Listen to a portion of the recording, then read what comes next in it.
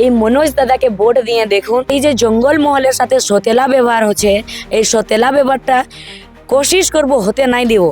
এইবারে জিতবার পরে मनोज दादा যদি কাজ নাই করবেন तो अगला बारे आपनेरा खुद डिसाइड। अयोध्या हिल में लगभग 76 गांव हैं। 76 गांव में आप यहाँ के लोकल लोगों को जाकर के देखिए, जंगल महल के लोगों को आप जाकर के देखिए कि वो लोग कैसा है, और जो ज्यादातर नेता मंत्री लोग का जो यहाँ रिसोर्ट बना हुआ है आप उसको जाकर के देखिए। झारखंड की पार्टी बंगाल में आकर के चुनाव लड़ रही है, सिर्फ जेल कैंप से ही सवाल क्यों? और सवाल कौन कर रहा है? कोई पब्लिक कर रहे हैं कि राजनीतिक दल के कोई कर रहे हैं? 15 বছর আপনারা রাজ করলেন এখানে, আপনি 15 বছরে কি করলে আমরা সেই চেষ্টা তো দেখাও कि আপনার বাচ্চা এরকম আমার বাচ্চাকে শিক্ষা মিলছে, আপনাদের সাথে কি সতেলা ব্যবহার না হচ্ছে कि ওদের পরিবারে। से पहले बोले थे कि 10-12 सीट में लड़ेंगे, फिर बोले 6-7 सीट में लड़ेंगे, लास्ट में आके 2 में सिमट गए। जोहार नमस्कार। इस वक्त पूरे बंगाल में चुनाव हो रहा है और 23 तारीख को बंगाल में वोटिंग होने को है। स्टार प्रचारक के रूप में जेल कैंप पार्टी से बेबी महतो जी हैं। दिन भर प्रचार प्रसार करने के बाद में आज बैठी है और प्रत्याशी हमारे साथ में मनोज कुमार महतो जी है, बागमुंडी के प्रत्याशी हैं। क्षेत्र में कैसा रिस्पॉन्स है? बेबी महतो आज प्रचार किए तो उन्हीं से जानेंगे। क्षेत्र में आप लोग जाते हैं तो क्या मैनिफेस्टो लेकर के जाते हैं बेबी? सबसे पहले आपको जोहार। देखिए, मैनिफेस्टो का जरूरत वहाँ पड़ता है भैया जहाँ पर कुछ होने से भी, जो इतने वर्षों से सरकार में है यहाँ जो लोग, वो कुछ भी थोड़ा बहुत किए होते तो वहाँ मैनिफेस्टो का जरूरत पड़ता है। यहाँ जैसे हम लोग अभी क्षेत्र में जा रहे हैं, और जेल कैंप का आप जानते हैं कि शुरू से ही मैनिफेस्टो यही रहा है कि हमेशा गरीब शोषित के साथ खड़ा रहना, साथ रहना, हर एक समस्या में उनके साथ खड़ा रहना, हर एक दुख में खड़ा रहना, ये शुरू से रहा है। तो आप जब बागमुंडी के क्षेत्रों में घूम रहे तो क्या दुख देख पा रहे हैं लोगों का? अभी आज मिला के 3-4 दिन हुआ लगभग, तो 3-4 दिन में यही सुनने में मिला। बहुत सारी ऐसे दादी लोग हैं, उन लोग का कहना है जैसे कि हमारे झारखंड में जैसे समस्या है ना, वैसे ही समस्या है यहाँ भी। उन लोग का कहना है जैसे लौकी भंडार मिलता है यहाँ 1500 रुपये महीना में, लेकिन जो वृद्धा है, जो विधवा है, उन लोग को ज़्यादा मिलना चाहिए। यहाँ भी वही हाल है, नहीं मिलता है। और दूसरा बात है कि शिक्षा का, सबसे ज़्यादा जरूरी है शिक्षा। कल एक गांव गए थे, एक छोटी सी बच्ची स्कूल ड्रेस ही पहनी है, खोली नहीं थी, माथा में कपड़ा बांधी हुई थी। तो हम पूछे कि मुनु एटे की बांधे छो, की जोने बांधे छो? छोटा छोटा बच्चा लोग को शौक रहता है कि चूल मतलब बाल ऐसे लंबा बनाएंगे, खोपा बनाएंगे, एक शौकीन रहता, तो हमको लगा उसलिए बांधी होगी। बच्ची तो जवाब दी ना, हमें बाली बोईछिन। बाली मतलब बालू, जो घर बनाने के लिए बालू वो ढो रही थी। इतनी ही बड़ी बच्ची थी, बालू ढो रही थी माथा में बांध के। तो जब हम पूछे उस गांव में कि बच्ची स्कूल नहीं जाती है, तो बोला कि स्कूल तो जाती है लेकिन स्कूल में टीचर नहीं है, पढ़ाई नहीं हो पाता है। यहाँ भी वही समस्या है। और क्या समस्या देख पा रहे हैं? क्योंकि हम भी और एक चीज है, पहले तो सुने थे कि जंगल महल को सौतेला व्यवहार किया जाता है। पश्चिम बंगाल की जो सरकार है, ये जंगल महल को सौतेला व्यवहार किया जाता है, लेकिन जब यहाँ पर आए तो देखने को मिला कि वाकई में यहाँ पर सौतेला व्यवहार किया जाता है। कैसे? आप देखिएगा, बहुत जगह से ये भी समस्या आया कि हम लोग को घर नहीं मिला है, रहने के लिए छत नहीं है, बहुत मुश्किल ऐसे मिट्टी का घर है। और आप देखिएगा कि इतना यहाँ पर लोकल लोग को आप देखिएगा, अभी ये अयोध्या हिल है, अयोध्या हिल में लगभग 70+ गांव है ना, 70+ लगभग 76 गांव हैं, ठीक है। 76 गांव में आप यहाँ के लोकल लोगों को जाकर के देखिए, जंगल महल के लोगों को आप जाकर के देखिए कि वो लोग कैसा है, और जो दूसरा जगह से यहाँ जो बड़ा बड़ा आदमी है, जो ज्यादातर नेता मंत्री लोग का जो यहाँ रिसोर्ट बना हुआ है, आप उसको जाकर के देखिए और आम जनता को जाकर के देखिए एक बार, आपको समझ में आ जाएगा। आप पत्रकार हैं, पत्रकार से कुछ भी नहीं छुपता है। यहाँ पे कमाई का मुख्य साधन क्या देख पा रहे हैं? क्योंकि बहुत सारे आदिवासी लोग को देखे कि पहाड़ से लकड़ी काट के बेच रहे हैं, या लोग बहुत सारे लोग बीड़ी बना करके अपना रोजगार को चलाते हैं, घर चलाते हैं। यहाँ पे रोजगार माने इनकम का बहुत ही कम साधन दिख रहा है।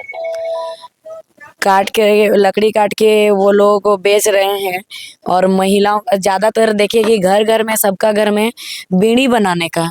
तो अब एक बात बताइए हमको, जो बीड़ी बनाने का जो यहाँ साधन दिया गया है घर में, 1000 बनाइएगा, हाँ गट्ठा, तब मिलता है 160 रुपया। बताइए 1000 गठा बनाइएगा तो इसमें क्या होगा रोजगार? पहला बात है। हाँ, दूसरा बात है, जिस घर में हमेशा बीड़ी बनेगा, बच्चा डिप्रेशन में जाएगा तो एक बीड़ी उठा के फूकेगा, बच्चा का वहीं से आदत बन जाएगा नशा का। मतलब नशा का शुरुआत जो है घर से ही हो रहा है। बिल्कुल, घर से कैसे नहीं होगा? घर से, घर में बनेगा, चुपके से बच्चा एक उठा करके फूकने लगेगा, बच्चा जब डिप्रेशन में जाएगा, पढ़ेगा लिखेगा, नौकरी चाकरी नहीं होगा कुछ भी, तो फिर बच्चा कहाँ जाएगा, क्या करेगा? तो क्या फूकेगा कि नहीं फूकेगा? अच्छा, यहाँ बताइए। पे दमदार नेता लोग आके चले गए, अमित शाह जैसे लोग पुरुलिया जिला में प्रचार करके चले गए, और अभिषेक बनर्जी, ममता बनर्जी का पार्टी से जो भी स्टार प्रचारक थे वो लोग आकर के चले गए। आपके स्टार प्रचारक नहीं आ रहे हैं, मतलब केंद्रीय अध्यक्ष नहीं आ रहे हैं। केंद्रीय अध्यक्ष आएंगे, हमारे केंद्रीय अध्यक्ष जहाँ जाते हैं वो काम करते हैं, और वो लोग आए, उन लोग प्रचार करके जाए, उन लोग का जो चले गए। आप जो गृह मंत्री साहब है, जो हमारे माननीय अमित शाह जी, आप उनके स्पीच सुनिएगा। एक कहीं पर भी शिक्षा का जिक्र नहीं किया है उन्होंने, कहीं पर भी स्वास्थ्य का जिक्र नहीं किया है उन्होंने, कहीं पर भी रोजगार का जिक्र नहीं किया है उन्होंने। कुर्मी का तो जिक्र कर दिया है, जिसका आप लोग आंदोलन करते हैं। आंदोलन कर रहे हैं वो बात अलग है, उसको चुनाव से आप नहीं जोड़ सकते हैं। उसको चुनाव से आप क्यों जोड़िएगा? आकर के तो चुनावी मुद्दा बना करके चले गए कि 8वीं अनुसूची यही में चीज डालेंगे। तो है, वो चुनावी मुद्दा इसको बना करके चले गए, उसको आप चुनाव के साथ नहीं जोड़ सकते। वो हक है, वो अधिकार है, वो एक कौम है विशेष, उस कौम का हक है, हक को वो मांग रहे हैं। हक को मांगेगा कोई, आप उसको चुनाव के साथ जोड़ लीजिएगा? उसका हक है। कोई बच्चा अपना पिता से खाना मांगेगा, अपना हक है, तो पिता वहां पर उसका हक को हक देने के लिए वो कुछ उसको अपना निजी ये से जोड़ लेगा क्या? उसको पिता उस चीज को आप चुनाव के साथ नहीं जोड़ सकते। वो हक है, अधिकार है, अधिकार को मांग रहे हैं। तो क्या लगता है सारे नेता जो आते हैं शिक्षा, स्वास्थ्य, रोजगार पे बात ना करके डाइवर्ट करने वाले मुद्दों पे बात करके जाते हैं? जी बिल्कुल, डाइवर्ट करने वाले मुद्दों पे बात करते हैं। ममता बनर्जी का काम कैसा लग रहा है? यहाँ पे लक्की भंडार दे रहे हैं और भी बेरोजगारों लोग को दे रहे हैं, तो सब तो ठीक ठाक योजना चला रहे हैं। बेरोजगारी भत्ता कितना मिल रहा है? जो भी अमाउंट मिल रहा है बेरोजगारों को तो उतना मिल रहा है, कम से कम 1500 रुपया ना, 1000 1500, ज्यादा से ज्यादा 2000 3000, ठीक है। और लकी भंडार में कितना मिल रहा है? 1500 रुपया। बेरोजगारी भत्ता जो उतना मिल रहा है, रोजगार नहीं होगा क्या?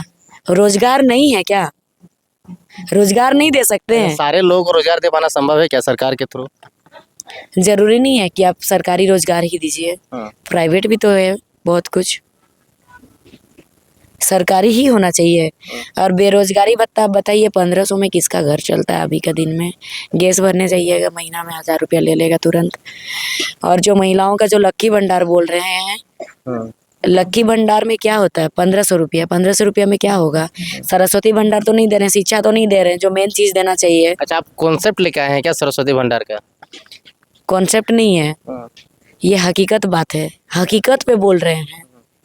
बेटियों को अब जाकर के, आप अभी हैं यहाँ, अब जब गांव-गांव जाइएगा ना, तो जो बच्चे सरकारी स्कूल में पढ़ते हैं, गार्जियन से और बच्चा से आप पूछ लीजिएगा, उन लोग का अभिभावक से, कि स्कूल में शिक्षक कितना है, बच्चों का पढ़ाई कैसे होता है। एक बार आप खुद पूछ लीजिएगा, आपको खुद ब खुद जानकारी मिल जाएगा इस विषय में। फिर आप कहिएगा कि कॉन्सेप्ट है कि सच्चाई है। अपने आप को आप लोग कहाँ पा रहे हैं तीन पार्टियों के बीच में, जो बीजेपी और इसके बीच में, टीएमसी के बीच में, अपने आप को कहाँ पा रहे हैं? हम लोग जहाँ भी जा रहे हैं काफ़ी अच्छा रिस्पॉन्स है। जहाँ जा रहे हैं सब जगह यही बोला जा रहा है कि हम लोग इस बार बदलाव करेंगे, क्योंकि टीएमसी का राज्य में सरकार है, बीजेपी का केंद्र में सरकार है। अब केंद्र सरकार, बीजेपी आके यहाँ पर क्या बोलती है कि एक बार सरकार बनाइए, हम ये करेंगे वो करेंगे, दिस दैट बहुत कुछ गिना देता है। आप बताइए, वो केंद्र में है और नहीं कर सकते हैं? वो केंद्र राज्य कहीं नहीं रहते तो बोलिएगा नहीं कर सकते, केंद्र में हो नहीं कर सकते हैं। उसी देश में तो आता है पश्चिम बंगाल भी, उसी पश्चिम बंगाल में ये बृहद झारखंड आता है, जंगल महल। तो क्या केंद्र सरकार कुछ नहीं कर सकते है? और राज्य सरकार जो कहते हैं, जो अभी राज्य सरकार में है, वो 15 वर्ष सरकार में रह चुके हैं, 15 वर्ष में कुछ नहीं किए। अभी जो वो लोग वोट मांगने जा रहे हैं, तो वो लोग को अभी अगर वो बोलेंगे, मैं ये বিশেষकर আমি এটা বিশেষ করে পশ্চিম বাঙ্গালের এই জঙ্গল মহলের এলাকা আমি বলছি সবাইকে, দাদা বৌদি কাকা জেঠিরাকে, যে এখন যদি আপনারাকে টিএমসি ভোট মাংতে আসছে, ও আসে আপনারাকে বলছে যে আমাকে ভোট দেও, আমি এই করব ওই করব।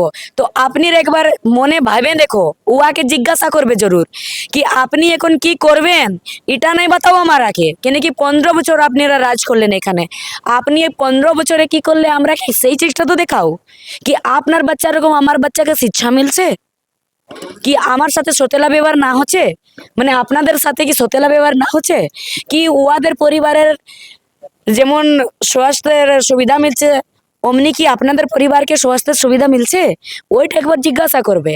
আর যদি বিজেপি আসে আর বলে যে আমার সরকার বললে আমি এখানে কাজ করব, তো একবার জিজ্ঞাসা করবে যে কেন্দ্র সরকার যে আছে আপনার 15 বছর, আপনি এখন সরকার কন্টিনিউ 3 বার, আর 3 বারে আপনারা কি করলেন আমাদের জন্য, এই জঙ্গল মহলের জন্য, हाँ এই জিনিসটা একবার বলবে জরুর।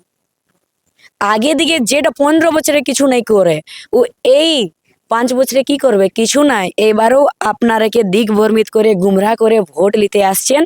আর এইবারে আমি আপনারাকে বলছি, সরি মাফ করবে টুকু হিন্দি আসছে বিচে, আপনারাকে আমি বলছি যে কি এই যে আমাদের এই ক্যাঞ্চি ছাপ জেল ক্যাম্প এটা নতুন পার্টি বটে, আর নতুন পার্টির যে আপনাদের এই বাঘমুন্ডি বিধানসভায় যে দাদা আছেন মনোজ দাদা, এনারে যে প্রথমবার ভোটে দাঁড়াইছেন, আগে আর কোনোদিন এরা ভোটে দাঁড়ায় ছিলেন নাই, প্রথমবার ভোটে দাঁড়াইছেন। ভোটে দাঁড়াবার কারণ এটাই বটে যে এত বড় বড় আমরা নেতা মন্ত্রীরাকে দেখে নিলি, বারবার সরকার বানাতে গেলি, বারবার জিতাতে গেলি, কিন্তু কিছু কাজ ওরা করছেন নাই আমাদের গরিব শোষিত লোকের জন্যে।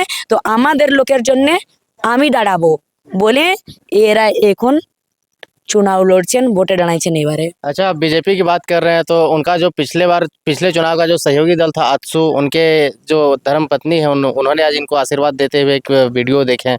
तो क्या लगता है कि इस बार काफ़ी मजबूत हैं क्या सारी चीज़ों से लेकर के? जहाँ जहाँ गए अभी तक हाँ सब जगह से काफ़ी अच्छा रिस्पॉन्स रहा है, काफ़ी बेहतर रहा है। सबका कहना है कि हम लोग बदलाव करेंगे इस बार, क्योंकि शोषित हो चुके हैं सब। अच्छा, 2-3 सीट में आप लोग बदलाव करके क्या कर लीजिएगा? आप लोग ने तो चुनाव से पहले बोले थे कि 10-12 सीट में लड़ेंगे, फिर बोले 6-7 सीट में लड़ेंगे, लास्ट में आके 2 में सिमट गए। देखिए यहाँ सिमट जाने वाला बात नहीं है, इतना कम समय में, काफ़ी कम समय है, और पहले यहाँ पर विस्तार भी नहीं हो चुका था, तो इतना कम समय में 2 सीट लड़ना कोई मजाक बात नहीं है, आम बात नहीं है। और पार्टी भी नया पार्टी है हमारा। तो वही तो पूछ रहे हैं कि झारखंड की पार्टी बंगाल में आकर के चुनाव लड़ रही है, तो कितना कठिनाई का सामना करना पड़ रहा है? ये बृहद झारखंड का हिस्सा है।